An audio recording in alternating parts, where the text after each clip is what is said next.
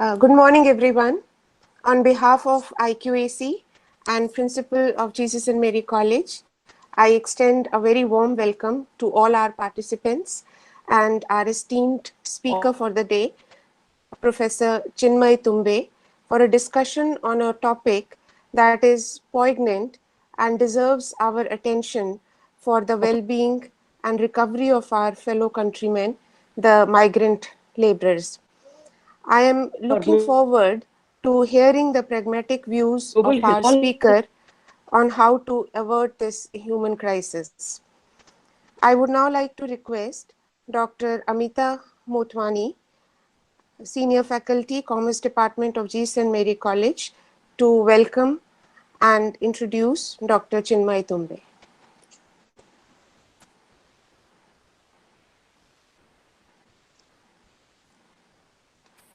Good afternoon, everyone. I would request our principal, Sister Rosalie, to first address the audience, and then I'll introduce the speakers. A very good morning to each one of you present here. I am very happy to welcome our staff, students of JMC, and all the participants. And more importantly, I welcome Dr. Chinmay Tumbe, the speaker for today's seminar on the topic Migration Matters. Before we begin, let us invoke God's blessings on each one of us and on the whole world, so that we are enabled to live a healthy and happy life. We are privileged to have Dr. Chinmay Tumbe with us today. Thank you so much, sir, for accepting our invitation to share your expertise.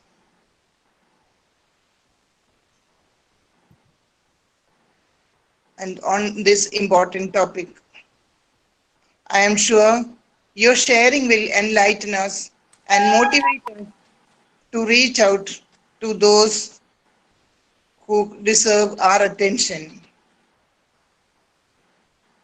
Dear friends, migration is inevitable. Every living creature tries to protect their life. Look at the butterflies, the birds, and the animals around us. They work very hard, moving from place to place, from season to season, looking for a comfortable place for food and shelter. It is not different with us human beings. We try to make ourselves comfortable, moving from one place to another, looking for better job opportunities, educational facilities, and social and cultural advantages.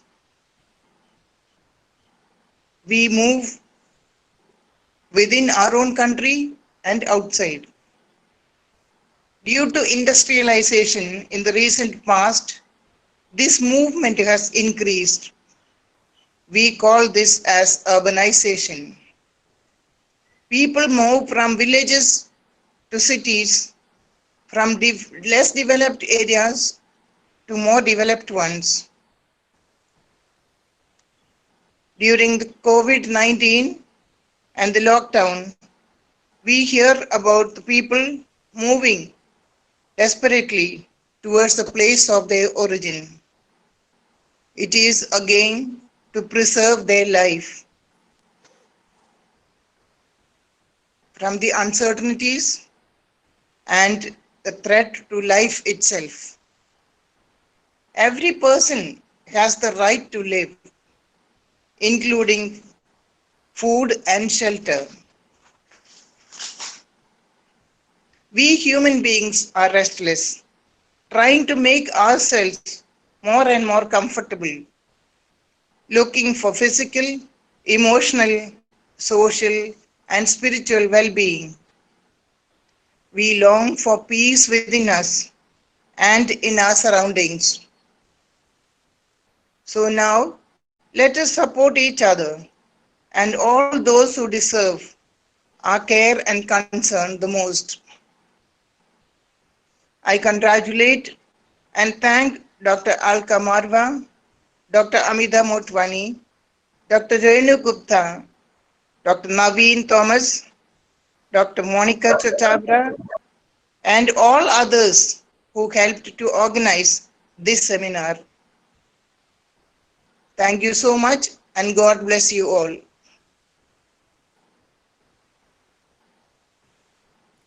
Thank you, sister, for your wise words about migration, the topic of today. It's a pleasure to introduce our speaker of the day, Dr. Chinmay Tumbe, who is a faculty with the Department of Economics at the Indian Institute of Management, Ahmedabad. Dr. Tumbe holds a master's from the London School of Economics and Political Science and a doctorate from the Indian Institute of Management, Bangalore. He was the Jean Monnet postdoctoral fellow at the Migration Policy Center, European University Institute in Florence. He was also with the School of Public Policy and Governance, Tata Institute of Social Sciences, Hyderabad from 2014 to 2016. Dr. Tumbe's research interests include migration studies, urban economics, and business and economic history. His research has been widely featured in journals, newspapers, and policy portals. Dr. Tumbe has worked in academic, corporate, and government institutions in India, UK, and Italy. And he also served on an interministerial working group on migration. Welcome, Dr. Tumbe. After Dr. Tumbe's presentation, which will last for about 30 minutes, we will take the question answers session. The viewers may write their questions in the chat box, and the question answer session will be moderated by Mr. Naveen Joseph Thomas, who is a faculty at the Department of Economics, Jesus and Mary College. Naveen has recently submitted his PhD thesis to the Department of Economics at the Delhi School of Economics. His research interests include household economics, growth theory, labor economics, and issues of the MSME sector. Naveen is involved in a lot of projects, some of which include the role of intra-household conflicts, the scope of mutual credit guarantee schemes for the MSME sector, and the education choice of parents. So without further ado, I will now invite Dr. Tumbe to start with his presentation. Hi, thanks for having me over. I'm assuming that you can hear me. Migration today in India is reached a sort of unprecedented crisis, which, almost every day that we open our newspapers, turn on the news channels, we see some migrants literally walking hundreds, if not thousands of kilometers back home. Very disturbing visuals. It's almost as if, nobody has really thought through regarding the sort of welfare consequences for migrant workers. It's almost as if, there's a particular class of workers in India who've been completely invisible in many ways so far, which have suddenly become visible. Of course, now that the policy responses are coming, it's important to discuss and debate on what's the best way to deal with the situation right now and, of course, going forward. So what I'm going to do in the next half an hour is to give you first an overview of migration in India, that is, who migrates, why do they migrate, where do they migrate, and some very interesting migration dynamics. Then I'm going to talk a little bit about what happened in the last 2 months, and then a bit about what is happening right now and what is likely to happen in the remaining of the year, and what are the sort of policy responses that one deals when we talk about migration.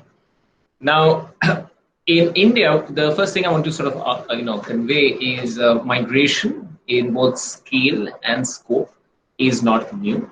I wrote a book called India Moving: A History of Migration, which argues that India has been home to what I call the Great Indian Migration Wave, the world's largest and longest migration system for work in documented human history. So let me just go a little bit over that. What I'm arguing is that in over 20% of India, if you look at India's districts, there are almost 700 districts now. About almost 200 districts of India has witnessed persistent mass out-migration for work for more than 100 years. So this is not a recent thing which has happened in terms of migration. Migration for work in many districts is very intimately tied with the culture of those districts, where people go send back money and so on. Now, this migration is, of course, very particular, and it's very unique in many aspects to India, especially when you compare it to China. How is it different? It is what I call a semi-permanent migration. So migration, there are three types for work. There's permanent migration, people who move to a city and spend a long time out there. They could be moving even to a village or somewhere outside India. There is the semi-permanent migrant worker, and there is the short-term seasonal migrant worker. So three categories in terms of duration. And the semi-permanent migrant worker is a person who goes for about 10 months of the year away from village or small town, typically to a big city, works out there, sends back money. So there's a whole remittance economy which is generated in the interim. And this remittance economy is huge in India. And then goes back typically during June and July for this rice sowing season back home when the onset of the monsoon, and then starts going back in August and so on. Now, who are these workers? It's almost the entire urban informal economy, which means from manufacturing clusters, from the security guards, huge chain of sort of domestic help, just a variety number of jobs in the dhobiwalas, the istriwalas, the people who do a lot of work in building complexes. These are workers who are not the poorest of the poor. They do not usually belong to the sort of lowest ranking castes of India. And they are, they own some land back home. So this in economic terms is referred to as positive selection, which means the richer you are, the more likely you are to migrate. And that's very important to understand, because in order to live in the city for more than 8 months, you need to have certain physical and not only social, but some basic capital to start with. So if you're very poor, you might still move, but you can't stay in the city for too long. So on the one hand, you have permanent and semi-permanent migration, which is positive selection. And on the other hand, you have seasonal, short-term, temporary migration, which is mostly for construction work, for brick-kiln work, for rural harvesting operations. And these are migrations in spells of about 2 or 3 months, and people can keep moving from site to site. These are some of the most exploited sort of migration systems in India. Out here, the poorest of the poor do move. So it's what we call as an inverse selection. That is, the poorer you are, the more likely you are to migrate in short-term seasonal migration. So you can understand there are these two distinct streams. The richer you are, the more likely you are to migrate for longer durations. And the poorer you are, the more likely you are to migrate for short durations. Okay, and the numbers are very stark. We say in India, there are over 100 million circular migrant workers, which means seasonal short-term plus semi-permanent. And the bulk of the migration in India is actually not permanent. It is circular, which is semi-permanent, which means the guy, there's your security guard in your college, for example, plus the construction worker who is the seasonal migrant. So just to give you a picture, think of the security guard who's typically earning more than 10,000 per month, vis-a-vis the construction worker in a city who's earning, so if you look in terms of wages, there's a gradient between about 5,000 rupees per month to about 15 to 20,000 rupees per month. And they're very different in terms of class, caste, composition, etc. Also note that the bulk of these migrations are male dominated, which means mostly men come and the women are left behind. So of course, today you have a lot of female migration as well, and the migration of children as well. I'm going to show you a chart to explain what I've just said in sort of a better light. Okay, and so this chart that you see on your screen right now is called the hotspots of migration in India. Okay, and this chart is available on my website. So if you see on the left, if you just search a Google site, if you look at my Google site, you'll see that there's a link called Migration Links, and there's a bunch of resources. So if there's any student who's interested in learning more about migration, there's a huge number of resources on this page, including a bibliography that lists about 3,000 studies done on migration just in India. Right? So there's a ton of research work that has happened in India on migration.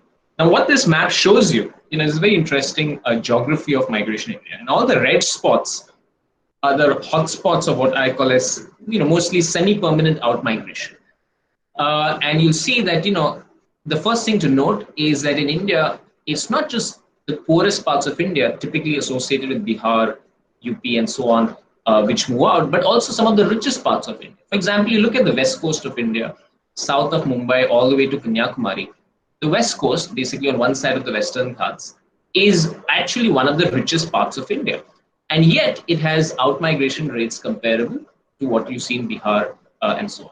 So the first point to note is that in India, the richest parts of India and the poorest parts of India often have the same rates of out-migration for work, right? And it's not surprising in the sense that the people from the West Coast are not going within India, they're going outside India, they're going mainly to the Gulf.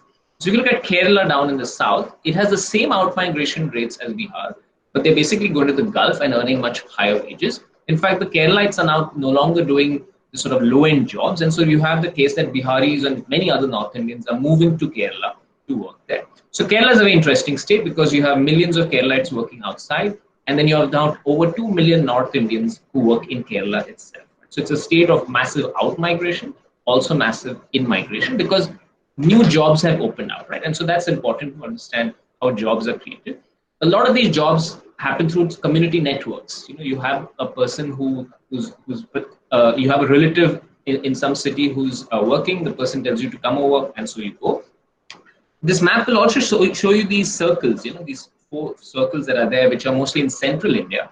And those are circles of seasonal short-term migration. So a lot of the brick kiln work, rural harvesting operations come from these hotspots. Not surprisingly, they are overrepresented by tribal communities.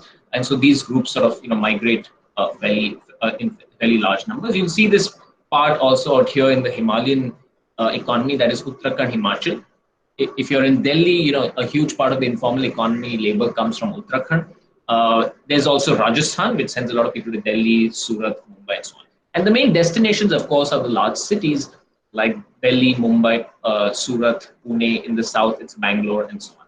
But we have to understand this sort of typology of migration. I'll come to that to understand what is happening today and why we saw more migrant protests in some cities and not in others. Right? But hopefully this should give you an idea.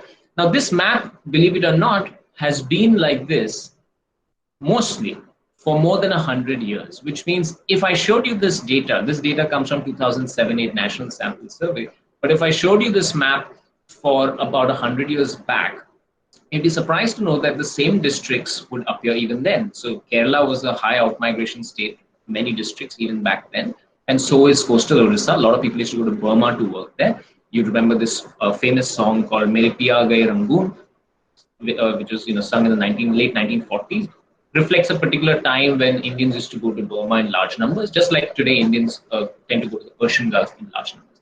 Now, the common story, of course, throughout this is circularity, which means a separated family. That is, the man is outside, just like in this famous song, Mere Piya Gaye Rangoon, Wahan se kiya hai telephone. The man has gone out and the woman is back home, looking after family, looking after land, and so on. And this goes on for generations. So the man comes back, doesn't settle, and then it is his son who sort of goes and maybe a different destination, but continues this trajectory. And if you grow up in these regions, it is assumed that you will migrate and come back, both equally true. And obviously, few people will settle down, but the bulk of the people who migrate actually in India for work actually go back. And so the first question you want to be asking is, why is migration in India so circular? That is, if you compare to China, where migration is far less circular, one, of course, aspect is in terms of gender. That is, a lot of restrictions on women's mobility in India. That is, women are not supposed to be going to the city. Women are supposed to be looking after family and land back home. Whereas in China, you'll see that the big transformation that happened in the last 30 years was both men and women moved to cities and took up jobs. China's female workforce participation is almost more than 60%. In India, it's about 20%. So that's a huge difference between India and China in terms of internal migration patterns. That is on the source region side. That if there's some factors in the source region itself which suggest that one person will move out, but not the entire family. So that conditions circularity. But then there are also factors in the destination region. And the chief among that is sort of the hostile conditions of cities. Mainly, of course, high cost of housing, which means it's very difficult to get a foot in the city because if you're paying exorbitant rents, and you lose a lot of your savings because you're paying for a variety of things which are fairly expensive. So for a lot of migrants, cities are fairly expensive. And so the migration strategy is to maximize earning, send back money as much that you can home, and build a sort of retirement nest egg so that you can enjoy your retirement back home. You'll see this strategy a lot. And that is why even people who live in slums, of course, is a reflection of poverty, but it is also a reflection of aspiration where people don't or deliberately are cost minimizing in order to be able to live in a lavish house back home. Right? So these are very interesting migration psychologies that one needs to understand. One also needs to understand that a lot of this migration is very insecure, which means you're moving from employer to employer. Often there are no written contracts, which means what in labor economics we would call as precarious work. And so obviously, if work dries up, you lose your job. If you can't pay the landlord or landlady for even 1 month rent, they will get angry and they will evict you. Okay? So that is the sort of condition that the average migrant worker stays in. I should also say, why are these people coming? Why do migrants move? Or alternatively, shouldn't we just be focusing on rural development so that people don't have to move in the first place? This actually was the thinking in India for almost 5 decades. What one might call as the Gandhian way of thinking. That is, if you have enough rural development, you don't need big cities. Gandhi famously hated the idea of urbanization. And this had a huge buy-in into the policy framework. Note that even today we have a Manrega, which is a Rural Employment Guarantee Act, but we don't have an Urban Employment Guarantee Act. Now, a huge literature in development studies looks at both rural bias versus urban bias. In my view, in India has had a lot of rural bias when it comes to migration. That is the idea that migration in India has historically been seen as a problem which needs to be curtailed by rural development. And about 15 years of research of a variety of researchers, including myself, have basically argued that this is a completely wrong way about thinking about migration for many reasons. One is the evidence actually suggests that the richer the rural area gets, that is with more rural prosperity, you actually don't get a reduction in out-migration. In fact, you see more out-migration. But this happens, of course, through aspirations, right? And so classically, of course, in Punjab, after the Green Revolution, people didn't stay in Punjab. They started going to Canada in even larger numbers. And today we have 200,000 Punjabis who work the dairy sector in Italy. Right? So northern Italy, there are about 200,000 Punjabis. Similarly, in the case of coastal Andhra Pradesh, I'm just talking about coastal Andhra and Punjab because these are the two most fertile agricultural tracts of India historically. And in both of these cases, once people started becoming rich in agriculture, they didn't stay in agriculture, they left. They went to the small towns, the biggest cities, and then eventually abroad. Now, this is a trajectory out of agriculture through prosperity. There are, of course, a lot of people who are, in distress migrations. That is, the rains are not good. There's a lot of debt being stacked up, and so you move out of distress. Now, obviously, policymaking acts like the Manrega, which is the Rural Employment Guarantee Act, was designed to check distress migration. But there is this other aspirational kind of migration, which is also huge in India. So the first point is that as rural economies grow and develop, you will actually see more out-migration, not less. And this goes fundamentally against this 5-decade-old notion in India that if you do enough for villages in India, nobody will move. Again, so that is why we say that migration is inevitable, because essentially it is about aspirations. Look at Kerala. Right? So we say Kerala has fantastic indicators on health and education, and yet, a fifth to a quarter of its labor force is outside. So a lot of that is aspirational migration. So A, can you check rural to urban migration in India? The simple answer is no. B, is this a good thing? There is actually good evidence now to suggest that it is. Because for all the precarity of work in urban areas, actually rural areas in India are also very volatile.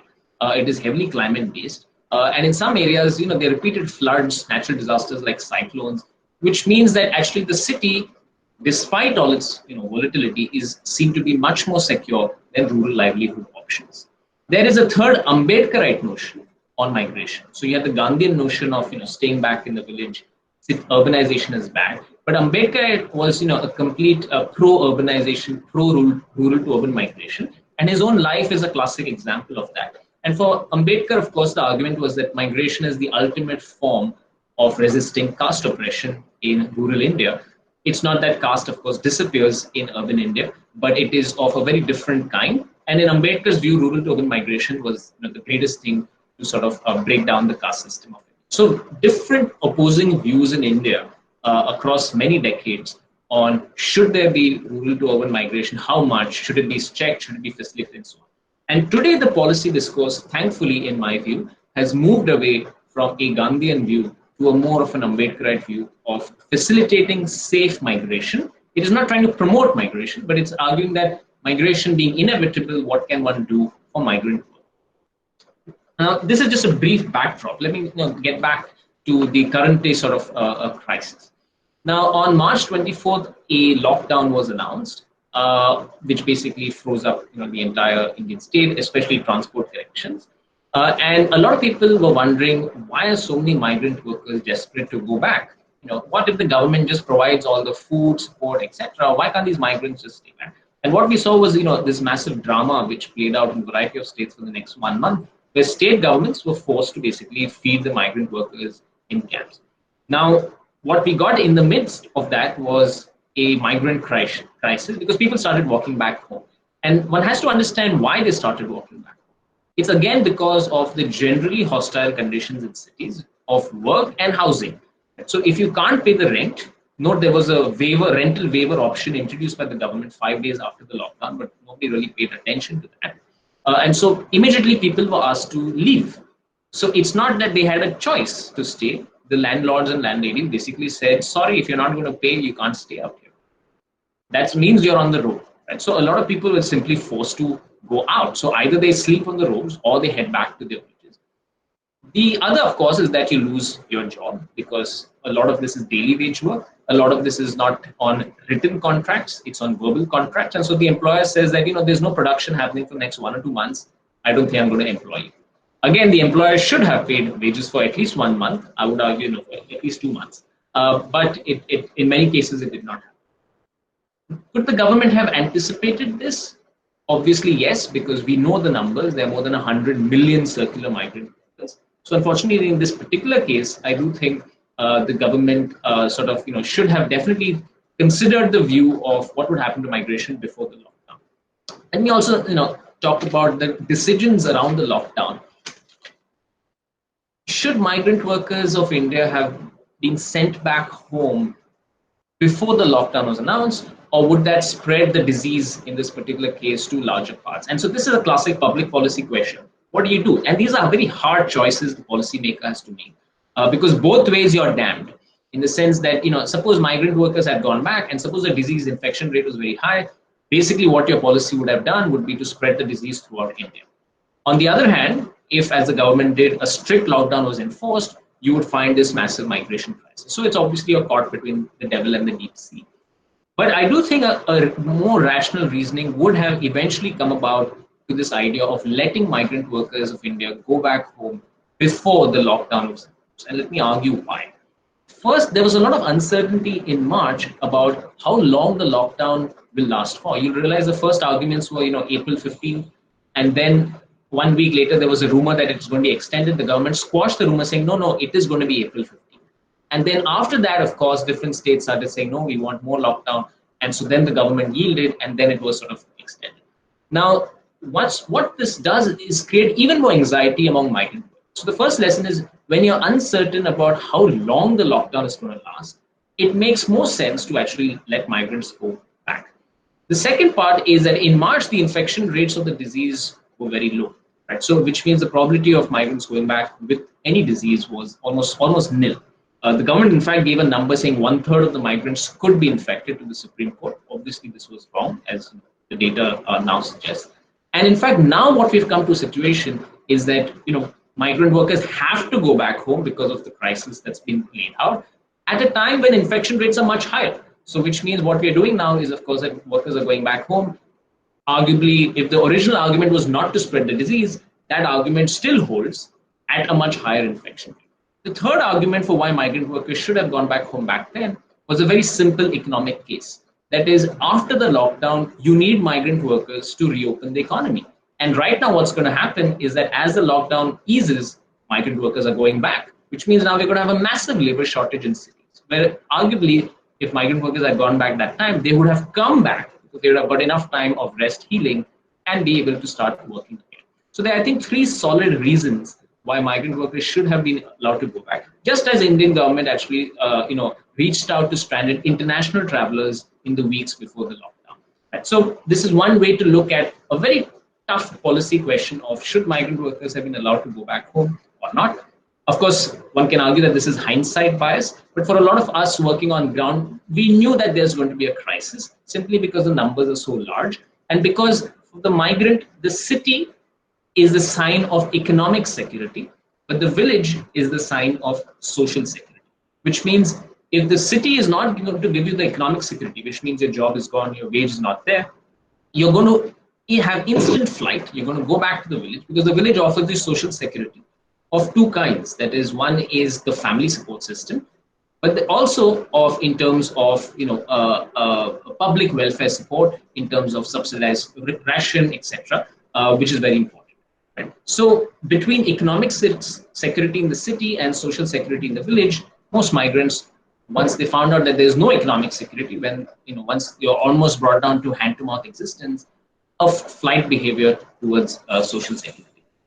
In this, of course, a huge problem was that the transport system was completely shut down. And in that sense, the scenes that we're seeing are literally unprecedented. Reverse migration in India is not new, in the sense that in every sector, you have a slowdown, a recession. I've been studying Surat, which is India's fastest growing major city for the last 4 decades, for many years now. And there are ups and downs in the industry, and people do go back home and they come back when the times are better. But in all those migrations, in all those reverse migrations of the past, the transport system was open, which means basically you don't have to walk 1,000 kilometers. And so these scenes that we're seeing today are unfortunately reminiscent of literally the partition of 1947, or the Burmese refugee exodus of 1942, where 500,000 Indians walked from Burma to East India via the Northeast. Right? And so it's a very painful reminder of just how much we don't consider migrant workers in policymaking. So while there were hard policy choices to make, I should also mention that not enough was spoken on the welfare of migrant workers throughout the next 50 days. Right? And so until yesterday, where finally some policy measures were announced for migrant workers, which I'll talk about, there was very little communication on migrant workers. And so while we might pat ourselves on the back for saying that compared to US, we have a much lesser death rate of the infection, but in the sense, we have created a new crisis of migration. And I think we should also compare ourselves with many other countries of the world who have contained the virus, but who have no migration crisis. Right? And so that is a major sort of way to compare about the success or failures of the lockdown. In any case, I think what this whole episode has shown us is that there is a huge class of workers in India which were until now very invisible. And I think now the visibility of it means that I think they will definitely have more voice going forward, hopefully, from both policy advocacy people, but also in terms of the political battles ahead. I'll just wrap up with about policy options right now and going forward. Yesterday, a lot of good policy measures were announced for migrants. One of them was portability of social security, which is this one nation, one ration card. This has been something a lot of us have been arguing for over a decade now. And there was a pilot scheme announced about a couple of years back for intra-state portability. What it means is you can use your ration card anywhere within the state. And now you can use it now anywhere within the country, which means if you're from Bihar, you don't have to enter the black market of Delhi. You can just take your ration, go to the nearest pepper shop and get subsidized. So this is one way of reducing costs for migrant workers in cities. The problem, of course, in implementing this is identification. Who is the migrant worker? But what we're saying now is that ration should be open to everyone. But the real challenge going ahead in implementing this scheme is interstate coordination. Right? And so the fights that you're going to see is, why should the Maharashtrian government pay for the welfare of Bihari migrant worker? And so obviously the fiscal coordination in this is very important. And that is why I've been writing and arguing that we need some sort of an equivalent of an interstate council that we have for the goods and services tax regime, which is about the movement of goods and services within India, we need something like an interstate migration council within India to sort out these problems that are going to come up in the future on fiscal coordination between states to provide welfare services for migrant workers. There was another thing, yesterday's policy scheme about low-cost housing. I think that's too little for migrant workers, and we need a much larger vision about how to improve rental housing in India. Note the demand for most migrant workers is not for home ownership. And that's been a huge bias in our housing policies for 5 or 6 decades. That is, we've always thought of this idea that we should build houses so that people can own them. But a huge demand in cities is for rental housing, where people are going to spend some time but eventually go back. So they're going to own the house back home, but not in many of the large cities. And so how does China, for example, created these thousands of dormitories, both for men and women, which are very good accommodation sites, good quality compared to India, that managed this massive rural to urban migration, which of course lifted China's incomes fairly dramatically. And so that's something which India ought to be doing. There were some questions which Naveen had put forward, and I'll just very quickly go over some of them. One is on brain drain. So you see, so brain drain is this classic word used in migration that is sort of more educated people leaving the region. And of course, we usually use this term in terms of international migration, but note that it's as good for internal migration, right? So why should we only consider highly educated Indians leaving India as sort of traitors, but highly educated Biharis who are working in Maharashtra, are they traitors for Bihar and so on? This discourse on brain drain was very popular in the 1960s and 1970s in India. And since then, it has kind of disappeared, partly because this whole discourse on brain drain has moved now to brain gain, brain circulation, and a variety of other themes. Because what we realize is precisely that though these guys move out, they also retain links back with them. And those links have become very important. For example, the US to India link generates literally more than maybe $30 billion worth of remittances. I work at the IIMA Ahmedabad. If you see our student cohorts of the 60s and 70s, a lot of them went to the US, but they now give back a lot of money to our institute, which means, there's a lot of economic remittances which migrants send back, which are useful. But more than that, it's the skills, it's the knowledge, it's a lot of, tacit knowledge, which is sort of transferred back from the US or many of these countries back to India. So brain drain today is actually not seen to be an issue at all. In the sense, in fact, we are seeing, the positive side of returning money and skills coming from there. And similarly, even within Indian brain migration, when people move across states. And the question particularly was, will this COVID-19 reduce brain drain? And my sense is that one should not even start thinking about brain drain as a concept. Let people move to where they think they can make the best out of their lives. I think that's a very good operational framework to work with. As one planning commission member had famously recounted in the 1970s, a brain drain is better than a brain in a drain, right? And so you want to allow the brain to flourish in as best an environment that it can. So will it reduce? I don't think it's been happening in the first place, so I don't think there's a question of it reducing. But if the question is international emigration going to reduce? I think it's too early to tell. All predictions on past crises, the 1991 Kuwait crisis, people said nobody will start going to the Gulf anymore. They did that for the next 20, 30 years. Global financial crisis, 2007-8, people said a lot of Indians will come back. It will affect it in a huge way. Of course, some did come back. But if you look at Indian students going outside India, those numbers have been fairly steadily growing across the years. Student migration actually will be hit this year. I don't think people are going to.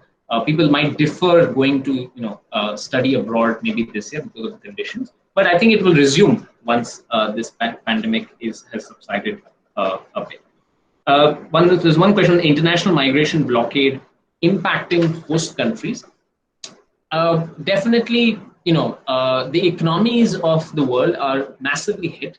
What international migration often does is facilitate, basically cross-cultural economic growth. And so that will, of course, take a hit. So I think there's definitely an economic cost to locking down international borders. There's no doubt about that. And just as we've locked down our state borders within the country, and that is taking a massive economic toll. Is reverse migration a bane or a boon? That is, is this movement from our cities back to the villages, is it a bane or the boon? And I'm going to again look at it from this Gandhian versus Ambedkarite perspective. From the Gandhian view, it's great. And I talk to a lot of my friends who do take this view, and they say, this is exactly what we've been arguing. That is, the cities anyways don't treat these migrants very well, so let them go back to the village and let them. It will also solve India's urbanization problem. So our cities will get decongested. And to me, this is a very patronizing view. This is a classic view of most of us who are on this call right now are migrants, first generation or second generation. Very few will be third or fourth generation migrants. And for us to say that we have come to the city and made it reasonably well, and now others should stay in the villages, I think is a very patronizing view. And I think the power of urbanization is to dramatically improve people's lives, as Ambedkar, in my view, had rightly recognized. And so to that extent, I see this reverse migration as very temporary. These reverse migrations have happened in the past, though that time they had transport options. And once the economy starts sort of picking up again, maybe late in the year or next year, the migrants will come back. We have to understand what drives migration. One of the fundamental reasons migration happens is very high rural population density. And that's the connecting theme between Bihar and Kerala. Bihar is very poor compared to Kerala, huge income differences, but they both have the same rates of outmigration. That's because the rural population density is very high. They are, very high in both places. When rural population density is very high, there's very little the rural economy can do to support livelihoods. So agriculture, definitely not. So either you need a very vibrant rural non-farm sector to absorb this, or people migrate.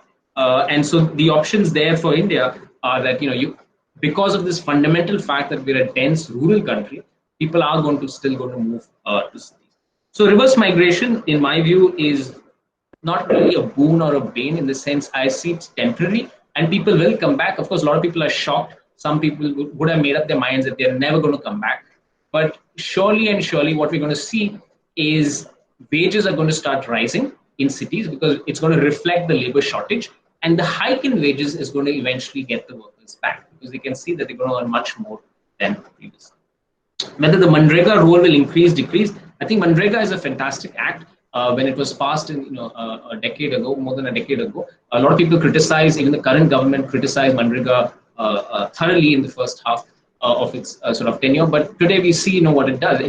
What the whole idea of Manrega was as a social security net with dignity. That is, we're not giving money for free. People are working and getting money, and it's a shock absorber, and that's exactly what it's doing today. So more money has to be plowed in there, and I'm happy to see that the current government is actually doing that.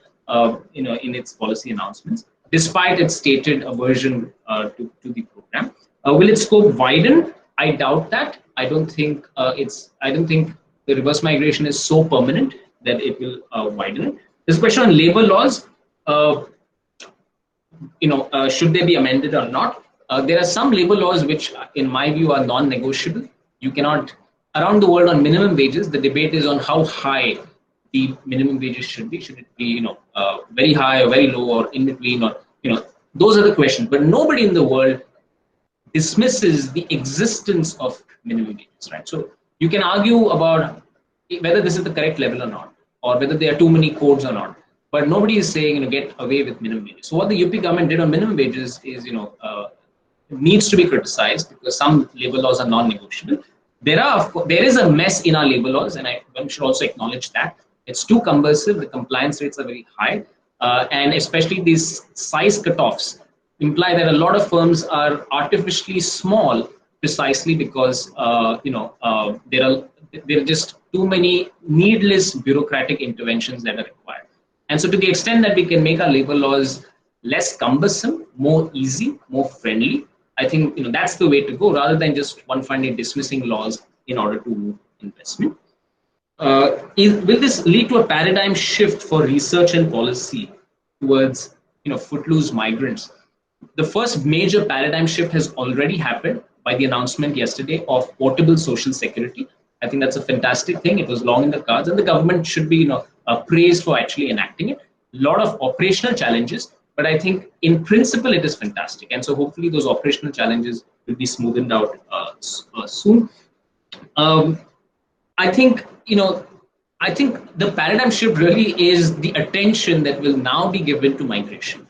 It's for the simple reason that migration has been a well-researched topic in academia.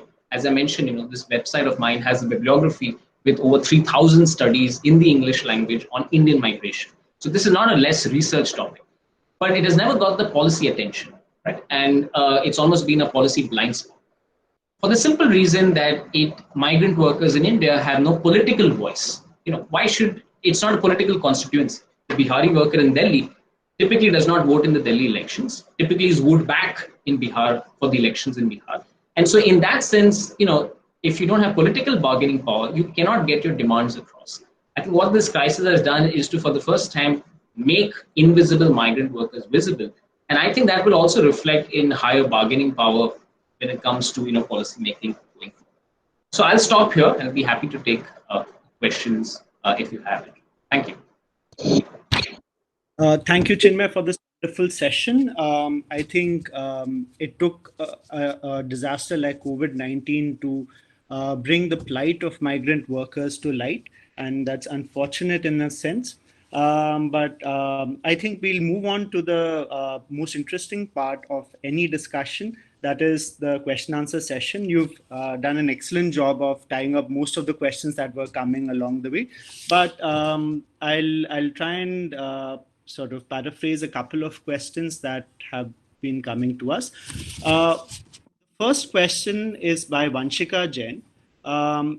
So she asks, do models like the Lewis model have any applicability to a country like India?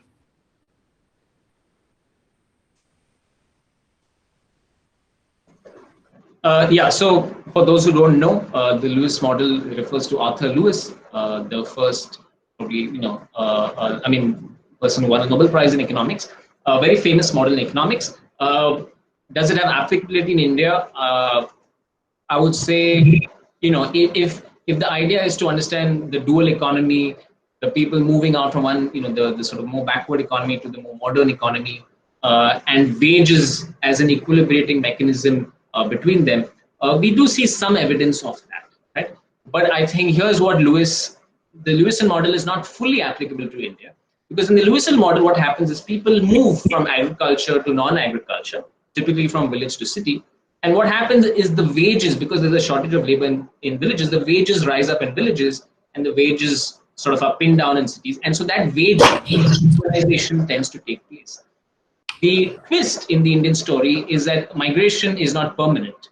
So where Lewis' model does not apply to India is that the bulk of migration in India is circular in nature, which means that this density of rural areas never let go on.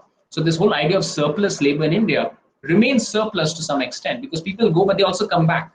So unlike the industrialization process of Europe, which took place in the 19th century, a lot of that labor which was being released from agriculture, they had a permanent outlet when they migrated en masse, the age of mass migration, to US or to the so-called New World in the Americas, or they went to Australia, some came to India.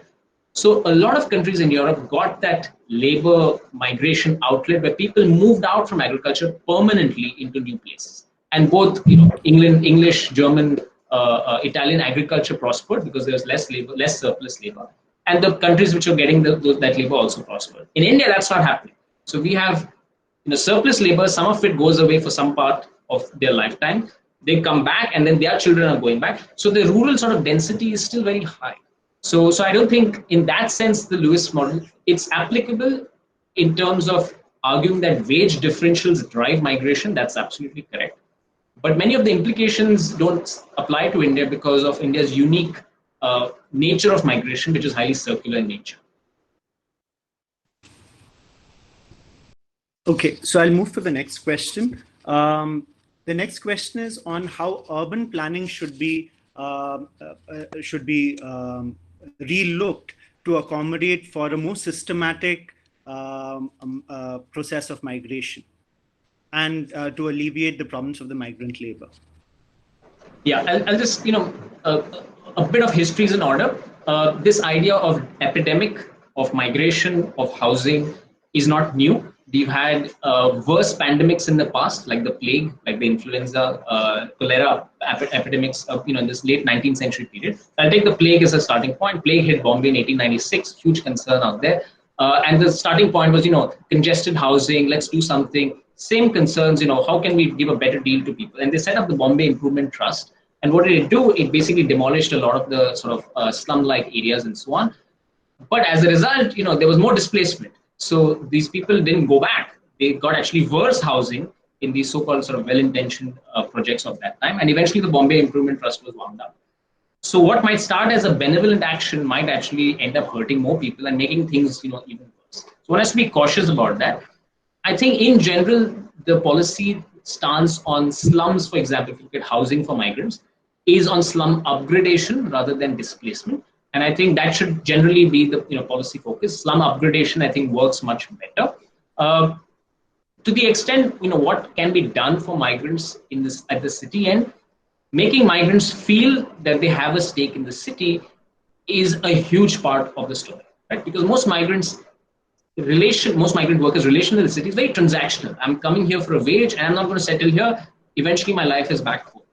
How do we start making migrants get attached to the city a little more, like transact with the city a little more? And I believe for that, what the city urban governance has to be, very creatively respond to this challenge. And this could mean a variety of things. One is, to start giving more rental housing options and so on, but also have, programs during off-peak hours. So when you're not working, can we have, simple recreation programs? Can we have people going to public spaces and enjoying the public spaces of the city? More and more what we're seeing is the one small window of recreation time that migrants have in the city, those spaces of recreation are often blocked off. More sort of privatization of public space that is happening in major cities. So in Mumbai, the city I was born in, the Juhu beach, for example, or the Chowpatty are phenomenal public spaces where migrants of all classes can go and enjoy the idea of a beach on the sea. Unfortunately, many cities don't have these kind of public spaces. And I would argue that a city like Mumbai does offer slightly more connection with the city than many other places. So broadly, the policy outlook should be how do we start engaging with migrant workers more creatively? And this is a huge challenge because the political rhetoric in India right now is fairly anti-migrant. Virtually every state government, irrespective of political party, their manifesto says 80% of jobs to be reserved for locals and so on. So this idea of being more welcome to migrants is also at loggerheads with the political stance of having a sort of nativist policy towards your locals, and so this is a old running battle. And I think what this crisis hopefully does is to tell you that this huge contribution done by migrant workers. We need to start looking at this in a much more holistic way. Swadesh Parki Pandla has a question. She asks, what are the drawbacks to implementing Interstate Migrant Workers Act 1979 in India? Yeah, it's a good question. The Interstate Migrant Worker Act, we can say, is in theory reasonably good in terms of protection of labor and so on. In practice, it has rarely been invoked, which also tells you that enforcement, like many other labor laws, is not happening. For those who don't know, it basically pertains that if contractors are taking or firms are taking migrants across, they should be registered, and certain welfare services have to be provided. I think one has to be very pragmatic about many of these labor laws. The thing with registration is that when we register, for example, take the construction cess board. Every developer has to pay a 2% cess usually to a state coffer for the welfare of construction workers. But these names, the registration names, are not updated. So when the government actually wants to spend this money, they don't have a real-time estimate of the number of. And that's the same thing that's happening with the Interstate Working Act. My point is, if state governments get rid of this law, it won't make much of a difference because it was never enforced in the first place. So it's really not been a law which has been used. I think more oversight of contractors is important rather than sort of a simple registration mechanism. I think the contractors get away with murder practically. You see what's happened in this crisis. A lot of the contractors who've got labor to the cities have disappeared. There's this case of the Tamilian contractors getting Bengali workers to Bangalore, and during the crisis they just disappeared. And the migrant workers who were depending on them for everything suddenly have absolutely no way to connect with the place that they've just arrived, because the contractor was the main person organizing the whole thing.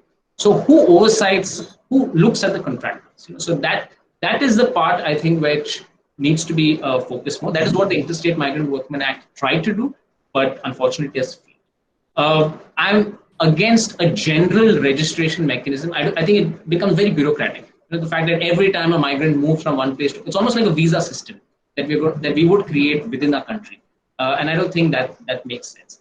A smarter strategy would be this one nation, one ration card, which means that you have some estimate of who are there in the city. So the Bihari worker who accesses it in Delhi, the minute the sale is done, you would know in your database that this migrant worker has accessed this thing, right? Just based on either the Aadhaar or some mechanism that this scheme will be rolled out. I think that would anyway give you a sense of who is there in the city, rather than a very cumbersome sort of register. Because what this will do is create a new layer of bureaucracy and corruption. That is, every time you come to a new state, you need some paperwork. Broadly, I think our focus in India should be to do less paperwork in general. And so to that extent, I don't think many things of those act are pragmatic. And so, I don't think we should just say, let's enforce it strictly. Oversight of contractors, yes, but less paperwork. Mr. Amit Kumar has a question. He asks, what is the relationship between demographic dividend and migration? It's a great question. The demographic dividend in India, I mean, you see, different states of India are at very different points of the demographic dividend. For example, Kerala's age structure now is almost, towards the European end. That is, it's a fairly aging structure, whereas Bihar's, for example, or UP's is at a much more younger end. So when we talk of the demographic dividend of India as a whole, we have to break it down into many smaller sort of units. And the clear answer to that is we are seeing the results of the imbalance in the age structure caused by differences in fertility reduction, driving migration. So, 20 years back, there was very little migration happening from North India to South India. But today that is happening. Earlier, there was a language barrier. There's a linguistic distance. But today, the wage differentials are so high that people are coming. And one of the reasons that's happening is because as Kerala, Tamil Nadu start aging, just like Europe needs workers to fill in its young age sort of jobs, Kerala and Tamil Nadu are also going to start facing this. And so you're going to find more people from the relatively young states of India in the north going to these states. And so you're seeing this north to south migration happening now. Will they be able to sort of tap in the sort of benefits of the demographic dividend? That all depends on how much skilling they get, how much they sort of move up the value ladder. There's some evidence of that happening in the South Indian states because some of the jobs are better quality than in the north. So broadly, I see the demographic dividend in terms of differing age structures, driving migration, given that the state's state of the Indian economy. But whether this is like whether this demographic dividend is driving the growth of those states is a bit less clear. So that would matter if the money coming from Tamil Nadu or Kerala in, say, Bihar or Madhya Pradesh, what does that money do for those states?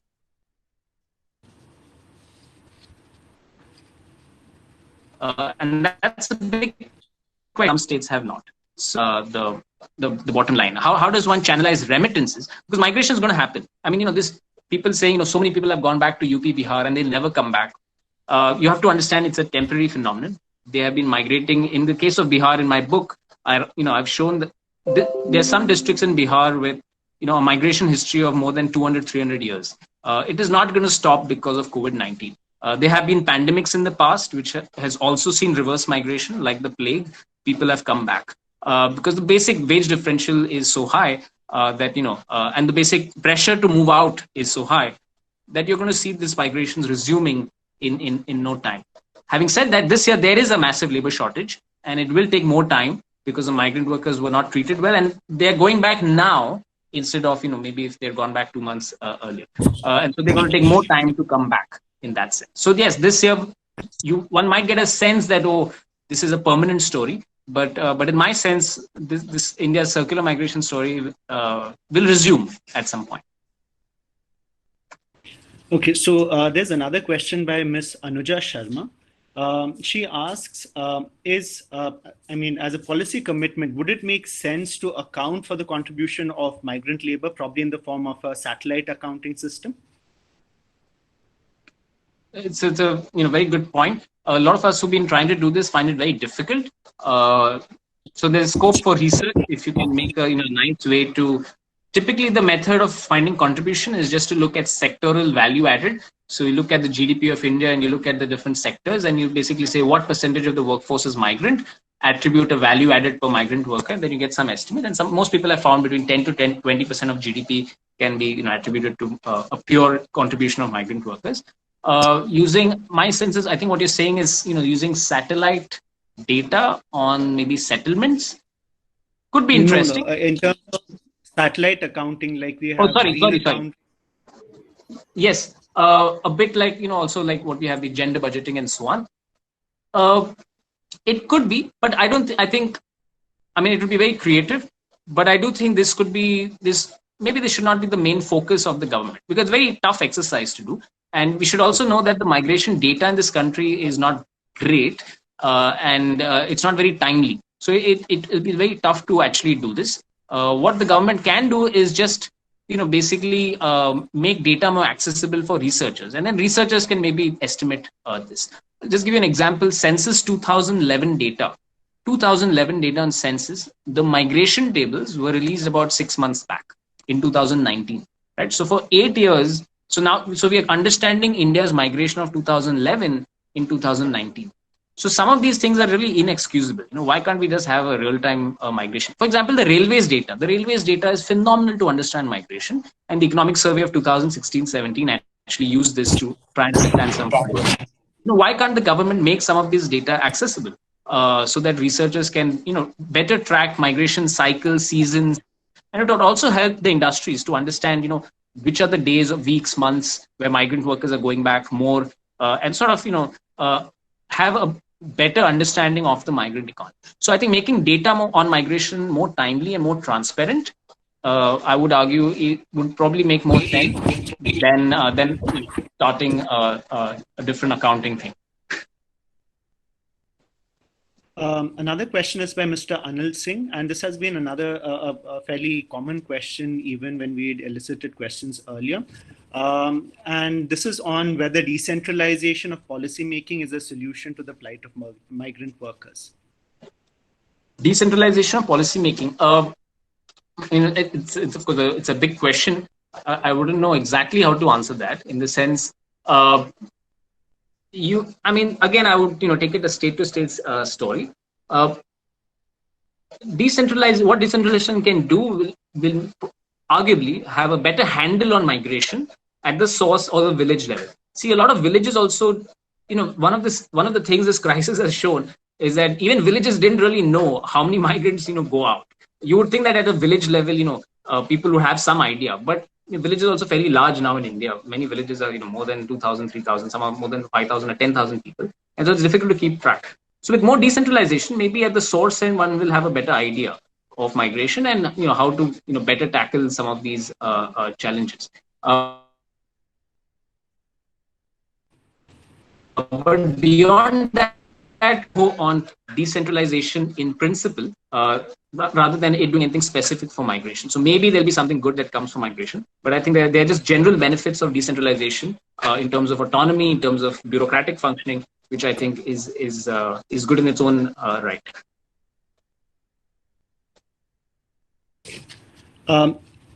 So another question is, incomplete migration in economics literature has been associated with low efficiency of workers because of their limited commitment to the market and to their jobs. Do you think there are policy? Do you think it's important to design policies to sort of reduce the extent of incomplete migration and encourage complete migration? Yeah, it's a good this thing. I would definitely say that I support more. I think circular migration, what I've been talking about, we say it's the reality in India, but should this be encouraged? Absolutely not. And the way that will not happen is if the woman of the family also moves with the man, right? And so how is that going to happen? It needs changing on both ends. I mean, the city has to be more receptive in terms of, low cost housing and so on. But eventually this will also mean some sort of change of gender norms in this. So this is a much more long drawn out thing. So yes, in theory, I'd support it. I think more gender balanced, non-circular migration. The minute it's gender balanced, it's going to be less circular. The more gender balanced the migrations are, the better. Gender balanced migrations will be less circular, and they should be encouraged over male-dominated migration. But how do you do it in practice? You can't, go and say, oh, this is a law, and everyone has to move. So you're also interfering in individual and family choices. So I think this is a more long drawn out process. In some cases, of course, circular migration is conditioned. For example, the Keralites, many of them would like to settle down in the Gulf, but you can't because the Gulf doesn't give you citizenship. So there's a clear citizenship clause that is, which is curtailing permanent migration. In India, of course, cities are in a way also, fairly hostile. So though we don't say citizenship, but de facto, basically, a lot of people are thrown out back to where they're coming from because they're not getting a foothold into the city. So yes, I support, less circularity in migration. And in my own research, families who have moved, see, I'll tell you, when does the woman move to the family? It's often when the in-laws have passed away, right? Because the fundamental source of, what expectations a woman has to do back home is to look after the guy's family, right? And so when the parents are dead, often that's the time the woman makes the move. And when the woman makes the move, the woman also moves with typically the children. And then the children have access to a relatively much more vibrant education system than back home. And the children then get into different kinds of jobs. And that's when you see some sort of upward mobility, right? Whereas this continuous circularity many times, does not do much for both the source or the migrant. So different ways of looking at this, but broadly, yes, I would say that, more permanent, better than more circular. And this was the experience of Europe. Europe, people left Europe, and, it helped Europe and it helped the places that they went. Yeah. So probably we'll take the last question. Sure. And that is on whether the informal nature of our labor markets is the primary cause for the distress of migrant workers. And how should one plan to tackle this? Is formalization of our labor markets and our economic activities an important measure for general improvement of migrant status? Yes, I think formalization of the economy should happen irrespective of the migration question. So, I mean, no, we're talking about migration, but there's a huge part of the economy which is also non-migrant, and that is also informal. So basically, formalization in principle is great.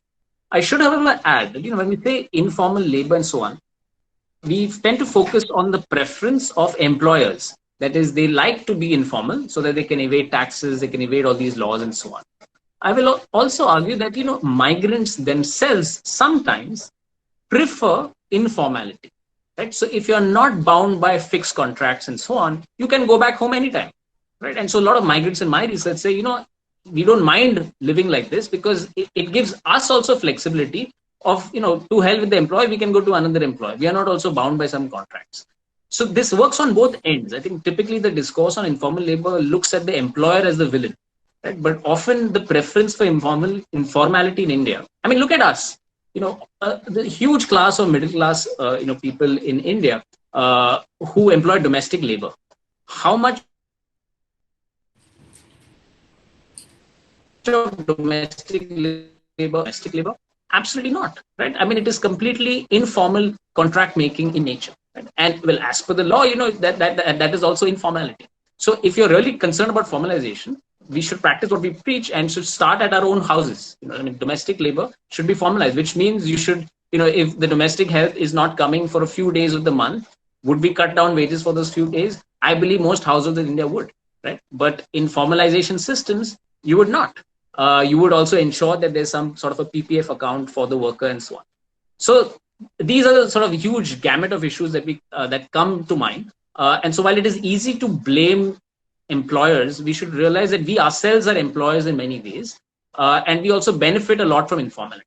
So it can't be one rule for others and another rule for us. I think we all have to be in it together and decide that we have to move to a more formalized system. Some signs of that are slowly coming with, financial payments, digitalization, and so on. But just a huge, the numbers are very stark. We say about 70% of the urban workforce is informal, 90% overall. Most of rural India is informal. And of course, formalization will help migrant workers because you'll have more social security in the cities. Thank you, Chinmay, for this extremely informative session. And that brings us to the close of our... Hello. Ma'am, I'd like you to post your questions on chat. Yeah, I already have put my questions 2 times. It's Dr. Seema Mathur, so please read out my question. Admin, can you read out Dr. Seema Mathur's questions? And please we do not encourage you coming on live, because all questions have to be addressed through the chat box.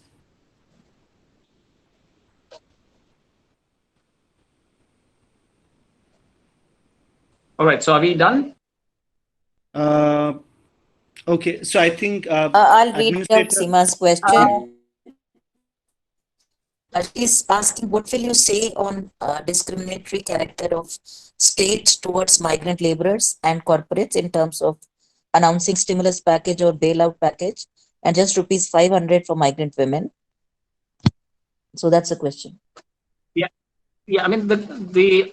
to be honest, I have not read the fine print. I know the thing has come out yesterday. I'm still absorbing what it means for migration, so I don't want to say anything offhand. But I do think, in principle, it's a bit too little, too late kind of a situation.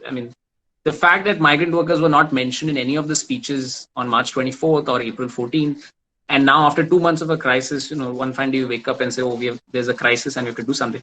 I think it was very clear from day one. Even before the lockdown, there were people rushing to the stations to go home.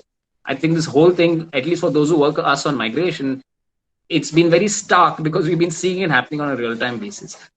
So yes, the fact that something is happening now, something is better than nothing. So hopefully something that reaches migrant workers will be better than nothing. But I think on the whole, we have to admit that in the last 2 months, we have all collectively let down the migrant workers of India big time. And hopefully what a crisis like this will do will wake us up to the many sort of iniquities that we ourselves heap on migrant workers in our own personal lives, and ensure that these kind of things don't happen again. With that, we'll close the session. Thank you, Dr. Chinmay, for this really, really informative session. And I'll call upon Dr. Alka Marwa, the convener and coordinator of our IQAC, to give the vote of thanks.